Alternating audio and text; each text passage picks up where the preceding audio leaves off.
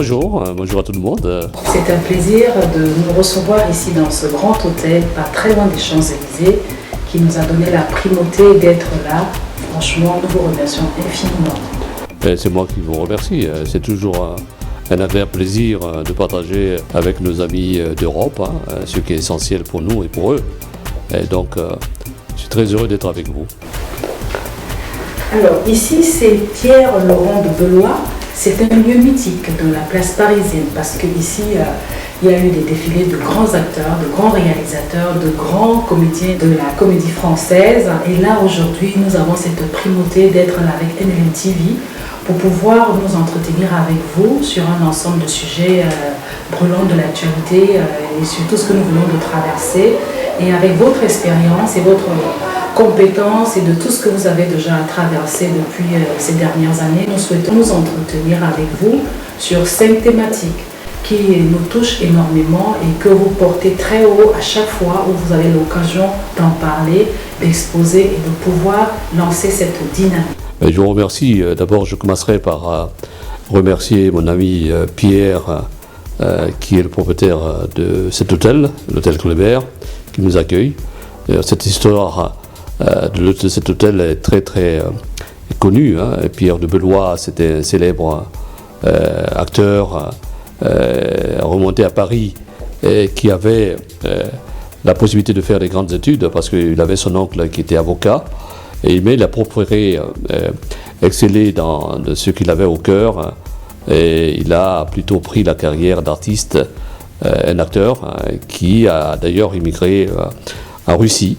Donc c'est la petite histoire de cet hôtel qui rayonne encore à Paris ou qui partage avec d'autres personnalités qui viennent à Paris et pour la visite de Paris. Alors je suis très heureux d'être là et avec vous pour partager cet instant extraordinaire d'échange qui va nous porter sur plusieurs sujets qu'on va débattre ensemble. Notamment, commençons par l'actualité économique. Vous savez, aujourd'hui, tout se passe par l'économie. Et venant de tout horizon, de tout bord, le pays est dans une situation un peu délicate et l'Afrique en général traverse aussi une crise sans précédent au niveau de la planète par rapport à tout ce qui s'est passé sur le Covid. Pouvez-vous nous donner quelques éléments pour que nous puissions avancer dans notre débat? Oui, écoutez, cette crise de pandémie de Covid-19, c'est une crise qui est mal tombée parce que la situation de l'économie était en éveil et nous avons atteint des niveaux extraordinaires, mais avec l'avènement de cette pandémie mondiale, cette pandémie est devenue plutôt économique, puisque au départ, elle est sanitaire, maintenant elle est économique, parce que si vous comprenez, vous savez bien, c'est pas la santé qui régule l'économie, mais c'est l'économie qui régule la santé. Donc nous devons tout faire pour que nous sortons de cette catastrophe qui mine tous les pays du monde entier. Mais pour cela, il faudrait l'apport de tout le monde, il faudrait une certaine complémentarité, il faudrait que les gens prennent conscience que l'humanisme et les actions du cœur, c'est ce qui va nous permettre d'être ensemble et de lutter ensemble pour arriver à combattre cette pandémie qui est terrible pour tous les pays, pour toutes les nations du monde, les pays riches et les pays pauvres. En parlant de l'Afrique, l'Afrique est en devenir, est en développement. L'Afrique a commencé à prendre une étape pour son émergence, mais il faut dire que cette pandémie nous plombe dans notre élan et nous devons faire tout, mettre des stratégies en place pour que cette pandémie soit un mauvais souvenir. Mais pour cela, il faut bien s'organiser, il faut que les États prennent conscience et régulent leur stratégie de lutte contre les Covid-19 et qu'on puisse arriver plan par plan pour essayer de mettre en place des stratégies qui peuvent rehausser les pays africains et s'en sortir. Mais je peux vous dire, la pandémie n'a pas tellement explosé en Afrique comme en Europe. C'est une chance, c'est peut-être dû à la résilience des Africains et aussi à la situation géographique, mais pas d'autres critères dont je ne sais expliquer. Mais nous nous en sortons un peu mieux, mais économiquement, cette pandémie plombe les budgets des États, parce que les budgets de la plupart des États africains sont basés sur le commerce, c'est-à-dire les ressources que nous vendons à l'étranger. Et quand il n'y a pas de commerce, quand il n'y a pas de circulation, quand il n'y a pas de mouvement, il y a un choc qui est répandu. Les banques, les sociétés et puis même les organisations sociales est atteint par ce choc. Donc nous devons prendre conscience de tout ça et réguler en fonction des stratégies nouvelles que les États doivent mettre en place pour relever l'économie, mais pour soutenir socialement les parties les plus basses et les plus pas demandantes, pour que le social prenne en place un certain niveau pour relever le pays et lutter contre ce Covid-19 qui est vraiment une pandémie qui nous plombe à tous les niveaux. Parlons du social aujourd'hui. Nous voyons que vous avez un impact dans la diaspora positive, la diaspora économique, la diaspora entreprenante. Quel est le volet sur lequel vous pouvez vous articuler aujourd'hui? Mais la diaspora est devenue une force extraordinaire pour les continents africains, puisque vous savez, l'aide, le transfert money de la diaspora pour l'Afrique a dépassé l'aide publique au développement. Donc la diaspora est devenue un autre État. D'ailleurs, l'organisation de l'Union africaine a pris la diaspora comme la 55e État de l'Union africaine. Donc la diaspora est une force extraordinaire pour l'Afrique. Mais je parlerai de sa position en tant que réserve naturelle des professionnels, parce que la diaspora est aujourd'hui très formée et en ressources technologiques et dans l'ingénierie et aussi dans l'éducation. Nous avons une diaspora extraordinaire qui ne cherche qu'à retourner en Afrique pour servir l'Afrique et pour donner leur contribution à l'Afrique.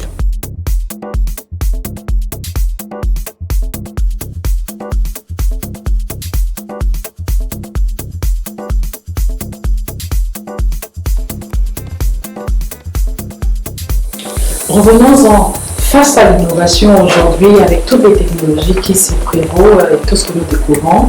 Nous souhaiterons que vous nous entreteniez sur le fait que l'Afrique doit être au rendez-vous de la globalisation mondiale et de la nouvelle technologie. Écoutez, je disais que la diaspora, c'est une diaspora qualifiée, mais cette diaspora n'attend que finalement l'appel des pays pour s'en servir et pour les apporter le pays pour contribuer à l'effort national. Mais il faut que les États puissent voir cette opportunité-là pour les prendre, pour les amener. La diaspora n'attend que ça. Aujourd'hui, la diaspora est qualifiée. Il y a quelque chose qui est remarquable dans cette problématique de pandémie que nous avons eue cette année, et que nous vivons d'ailleurs, c'est que l'allié inattendu, c'était l'innovation. L'innovation est arrivée comme un miracle qui va sauver toute la planète, parce que c'est grâce à l'innovation technologique, le digital, que nous avons pu mêler les rencontres tout à fait visuelles et Zoom et autres conférences, et ça a tenu l'économie un peu, pour ne pas que tout s'écroule. Alors, aujourd'hui, la diaspora est lancée dans une progression extraordinaire. Il y a aujourd'hui les femmes de la diaspora qui sont qualifiées dans le digital, dans l'innovation. D'ailleurs, je travaille beaucoup avec les organisations des femmes, les startups, puisque ma société qui s'appelle Bridge of Innovation accompagne les startups innovantes en Afrique pour les aider à trouver des complémentarités, à trouver des ressources nécessaires pour les permettre de s'évoluer et aller sur le marché. Et ma deuxième société, Open Business Africa, est une société qui accompagne tous les entrepreneurs du monde pour faire face à l'Afrique et pour aller investir en Afrique. Et aussi, nous faisons la due diligence pour les États, pour que les États puissent voir qui vient travailler en Afrique, qui vient avec quelle capacité et avec quelles ressources. Donc nous aidons les États à comprendre et à connaître ces étrangers qui travaillent pour l'Afrique. Nous allons partir sur l'industrialisation, parce que sans l'industrialisation, nous ne pouvons pas être au rendez-vous de tout ce que nous pouvons produire en Afrique. Donnez-nous un extrait de tout ce qui peut permettre aujourd'hui que l'Afrique soit au rendez-vous de l'industrialisation, de toutes les matières premières, que ce soit sur l'agriculture et sur l'éducation. Il faut que l'Afrique commence une étape nouvelle, puisque nous avons raté dans un premier temps l'étape de l'industrialisation passée, aujourd'hui nous avons une deuxième étape qui est celle de la révolution numérique. Mais l'Afrique doit quand même prendre en compte des exemples précis parce que vous savez, même si on sait que les grandes entreprises qui ont réussi aujourd'hui sur la planète n'ont pas d'usine, comme les grands mastodontes des GAFA, mais l'Afrique est dans une étape où elle doit poser les bases de son industrialisation, puisque nous avons des matières premières que nous pouvons transformer, nous avons des produits que nous exportons aujourd'hui, alors que finalement nous pouvons faire la transformation de ces produits sur place pour le consommer, pour le distribuer. Donc l'Afrique doit se ressaisir et mettre un plan pour mettre l'industrialisation en marche. D'ailleurs, je travaille depuis quelques mois avec l'importation des masques pour la lutte contre la Covid-19, mais j'ai demandé que finalement, c'est vrai que la première étape de l'apport de l'importation de ces masques, c'est nécessaire, mais nous devons prendre acte et puis créer des petites unités de transformation qui peuvent faire des masques sur place pour employer nos jeunes filles, nos jeunes garçons qui sortent de l'école, puisque ça aussi c'est une problématique aujourd'hui. On doit absolument créer des industries en Afrique. Vu la grande variété de tout ce que nous produisons en Afrique, notamment sur l'agriculture, parce que l'agriculture est la base de l'économie d'un pays pour pouvoir endiguer la pauvreté et la subsistance alimentaire. Et cette subsistance alimentaire aujourd'hui, on voit et on constate qu'elle est partout à travers le monde parce qu'on a pu se rétrécir en alimentation pendant le Covid-19. Qu'est-ce que vous pouvez apporter de plus pour l'agriculture africaine? Il faut d'abord avoir du bon sens, parce que nous avons des terres arables de toute la planète, nous avons de l'espace, nous avons des produits qui peuvent être cultivés dans nos pays et qu'on peut aussi exporter. Donc, il faut aujourd'hui mettre une base sur l'école, sur la formation, c'est-à-dire former les prochains agriculteurs pour qu'ils comprennent que l'agriculture, ce n'est pas du tout un niveau bas ou pas. On peut être agriculteur et être un grand patron qui réussit dans son affaire et qui développe les choses. Donc il faut qu'on valorise l'agriculture, que les jeunes puissent commencer, au lieu d'aller tout le temps dans la tech et autres, aller à l'agriculture pour essayer de travailler, pour essayer de se former et pour être des grands agriculteurs demain, parce que l'essence même de ce que nous faisons, la base des choses, c'est l'agriculture. Parce que dans toutes les familles, si nous avons grandi au village, nous avons vu nos oncles et nos mamans aller au champ pour labourer, pour cultiver, et nous autres aussi, on peut essayer de faire la même chose. D'ailleurs, il y a des pays où chaque week-end, les gens vont dans le village pour retrouver cette terre-là, pour faire quelque chose. Donc nous devons valoriser le fait de mettre en place un acquis global pour l'agriculture, pour qu'on réussisse ensemble.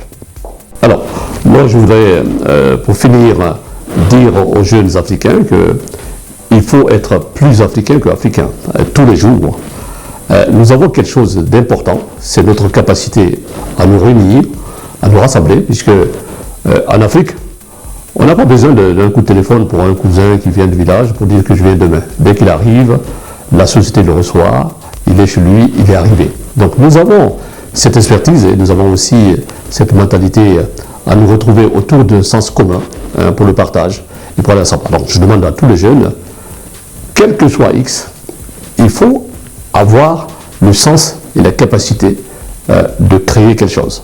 C'est vrai, tout le monde n'est pas créateur d'entreprise, mais quand on s'entoure des personnalités qui peuvent s'aider et aller loin, on peut créer cette entreprise. Donc je conseille à tous les jeunes Africains de se lancer, parce que tout le monde a la capacité de créer quelque chose. Créer une entreprise, ce n'est pas facile, mais on peut tomber une fois, deux fois, trois fois et se relever. Donc on peut réussir, tout le monde peut réussir en créant une entreprise. La deuxième chose qu'il faut faire aussi, c'est le sens de la communauté. Le sens de la communauté, c'est-à-dire on peut avoir une idée personnelle, mais pour grandir cette idée et pour la rendre en marche, il faut l'effort de la communauté, il faut le partager pour que les gens en retour vous apportent quelque chose. Et il y a quelque chose d'essentiel dont je vais finir. L'Afrique est un continent qui est berceau de l'humanité et elle devient petit à petit berceau de l'innovation. Il y a quelque chose d'essentiel qu'il ne faut pas oublier, c'est que nous devons, malgré ce développement, malgré cette innovation technologique, nous devons garder le sens de notre culture, c'est-à-dire être toujours africain, parce que nous avons perdu plein de choses. Nous avons toujours la culture depuis des centaines d'années, depuis des millénaires. Donc la culture est essentielle. Gardons notre culture et ne perdons pas notre culture. Et aujourd'hui, je voulais dire aussi à toutes les femmes qu'il y a un mouvement qui s'est créé pour associer les femmes, et j'y contribue puisque je suis président de Women for Africa, une organisation qui aide les femmes, que les femmes doivent être associées à tout ce que nous faisons, créer des passerelles pour qu'elles prennent leur place, qu'elles soient en politique, qu'elles soient dans les entreprises et à tous les niveaux. Le monde est devenu un village planétaire. Vous savez, on ne peut plus faire quelque chose en vase clos. Tout ce qui se fait à Jakarta se ressent à Conakry, à Guinée, se ressent à Yaoundé. Et donc, nous sommes aujourd'hui un village et tous les villageois doivent se donner la main pour travailler ensemble, pour essayer de valider des complémentarités, des synergies d'action utiles, parce que tout le monde y gagne si on travaille ensemble et si on s'ouvre pour créer quelque chose et pour avancer ensemble. Le monde est tout petit, c'est pour cela que les problématiques globales, l'environnement, la politique, la géopolitique, doivent concerner tout le monde pour qu'on puisse travailler ensemble. Alors, l'Europe, l'Asie, l'Amérique, et tous les États du monde, tout le monde entier doivent se concerter et travailler ensemble. L'Afrique elle est ouverte depuis des siècles. C'est l'Afrique qui a reçu toutes les missions d'exploration dans le monde et elle est encore ouverte pour tout le monde. Et je pense qu'avec nos amis d'Europe, d'Afrique, d'Asie et du monde entier, d'Amérique, nous réussirons ensemble. Il faut que tout le monde accueille à cœur les pratiques de synergie et de collaboration et de complémentarité pour qu'on gagne ensemble. C'est simplement en faisant cet acte de complémentarité et de synergie que nous pouvons gagner ensemble. Donc je vous remercie de m'avoir donné cette possibilité d'échanger avec vous et j'espère qu'à bientôt. Steel and Steel, Style and Style, votre magazine en ligne.